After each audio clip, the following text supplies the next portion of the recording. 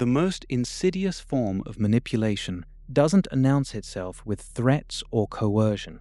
It smiles, it helps, it agrees, and then it owns you. It's not about overt dominance. It's about a silent, relentless invasion of your personal autonomy, disguised as pure benevolence. This isn't just a tactic, it's a profound psychological leverage that disarms you before you even know the fight has begun. Today, we delve into the dark undercurrents of what psychology terms the Fawn Response. This isn't just about people-pleasing. It's a sophisticated, often unconscious mechanism that can be weaponized by those who seek to control. Understanding this specific psychological mechanism is not merely academic. It's a critical component of your real-world psychological defense. If you fail to recognize the subtle cues of this covert control, you are leaving your emotional and relational boundaries dangerously exposed. We are about to strip back the veneer of perceived kindness and expose the calculating mind beneath. The Fawn Response itself originates as a deeply ingrained survival strategy. When faced with a threat, our primitive brain instinctively engages one of four stress responses: fight, flight, freeze, or fawn. While fight, flight, and freeze are widely recognized, fawning often goes unnoticed because it masquerades as helpfulness or agreeableness. It's a strategy of appeasement, an attempt to diffuse danger by becoming indispensable, agreeable, or overtly compliant to the perceived aggressor. Think of an individual in a high-stress, unpredictable environment, learning that the safest path is to anticipate needs, agree without question, and offer unsolicited support, thereby hoping to avoid conflict or harm. As Dr. Pete Walker articulates in his extensive work on complex PTSD, the Fawn Response develops as a desperate attempt to survive relational trauma, where the only perceived safety comes from sacrificing one's own needs and identity to soothe the aggressor. This creates a profound internal conflict where self-preservation becomes intertwined with self-abandonment. The manipulator doesn't need to force compliance when you volunteer it. They merely need to create an environment where your internal fawning mechanism is triggered, turning your inherent empathy into a tool for their agenda. They cultivate an atmosphere where disagreement feels threatening, where independence is subtly punished, and where your selfless acts are not just appreciated, but expected, and most importantly, owed. The true danger arises when this natural protective mechanism is deliberately exploited, shifting from a genuine coping strategy to a meticulously crafted weapon for control, leaving you disarmed, indebted, and eventually disempowered. This isn't some rare, isolated phenomenon. It's the quiet hum of control in countless daily interactions, an invisible web spun around you, one seemingly benevolent thread at a time. Consider a relationship dynamic. Before, you might have felt a balanced partnership, each individual contributing, making decisions, respecting boundaries. But slowly, imperceptibly, the fawner manipulator begins. They start with an overwhelming display of agreement. Whatever you want, darling, I'm just happy if you're happy. Or, your opinion is always the one that matters most. They might overhelp, taking on tasks you didn't ask them to, volunteering for your responsibilities, offering to solve your problems before you've even articulated them. At first, this feels wonderful. You think, how lucky am I? This person is so supportive, so selfless. You bask in the warmth of their apparent devotion. Then comes the after.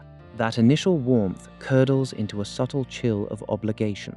You want to pursue a new hobby, but they've already cleared your schedule for an evening they planned. You want to spend time with friends, but they've already picked up your favorite dinner, knowing how tired you'd be. When you try to assert your preference, a vague sadness washes over their face, a sigh, a barely perceptible withdrawal of affection, or perhaps a gentle reminder of all they've done for you. They don't say no, they simply make yes feel impossible.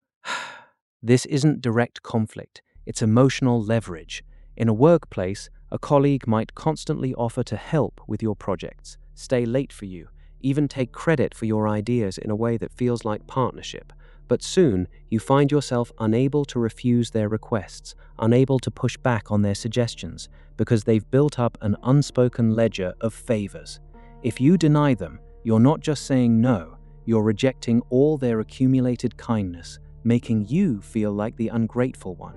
How many times have you accepted help you didn't ask for, only to feel indebted later? Dr. Robert Cialdini's principle of reciprocity, a core tenet of social influence, explains this insidious dynamic. When someone gives you something, even unsolicited, there's a powerful, almost unconscious drive to return the favor. A manipulator understands this perfectly.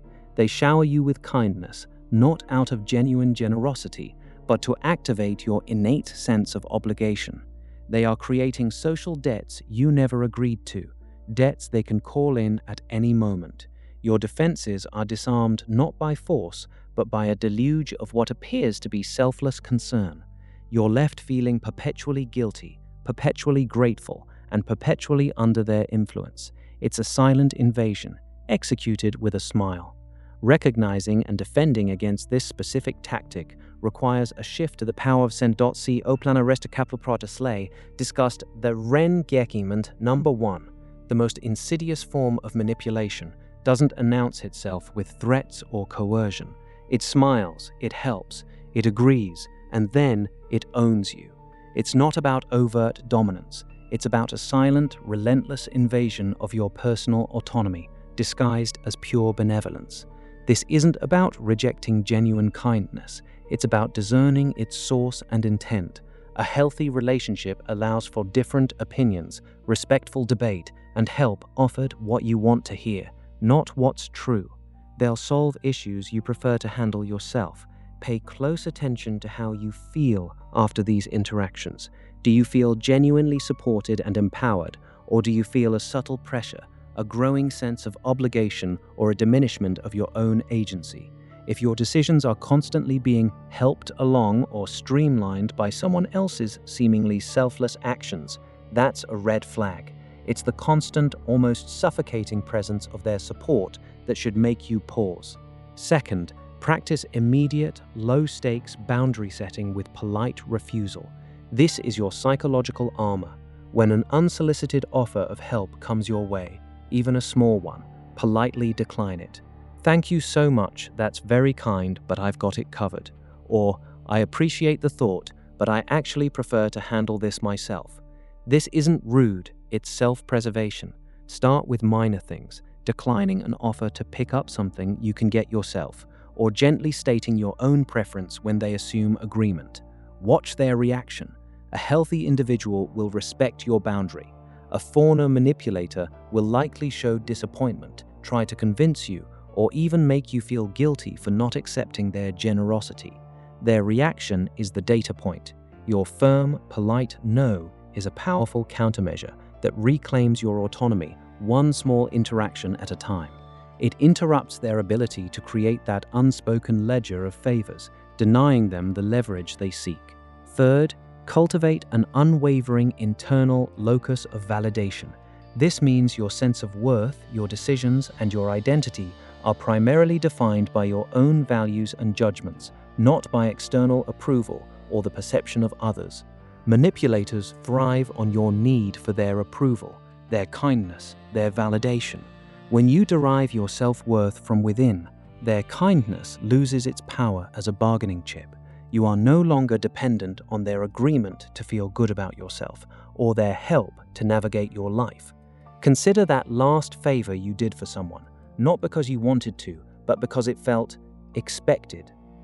This mindset shift requires consistent self-reflection and a willingness to stand firm in your own truth, even if it means momentarily disappointing someone who has grown accustomed to your compliance. When your identity is solid, rooted in your own self-respect, the soft tendrils of the Fawn Response cannot take hold and entangle you. From this moment forward, you will perceive social dynamics with an entirely new set of eyes. Simple acts of kindness will no longer be merely benign. You will discern the hidden currents beneath every yes and every "let me help you." You'll recognize the subtle difference between genuine generosity and calculated appeasement.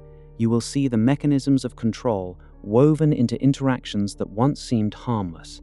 This understanding is not cynicism, it is psychological clarity, a vital lens through which to navigate the intricate and sometimes perilous landscape of human relationships. You are now equipped with knowledge that most people will never possess, knowledge that reveals the truth behind the smiles and the veiled intentions. The unseen chains are often the strongest. Break them by understanding the subtle mechanisms of influence and control that operate beneath the surface of everyday life. The next step in this journey of profound insight will expose an even more fundamental truth about the very architecture of desire itself, revealing how your deepest longings can be engineered and weaponized. Be ready for that revelation.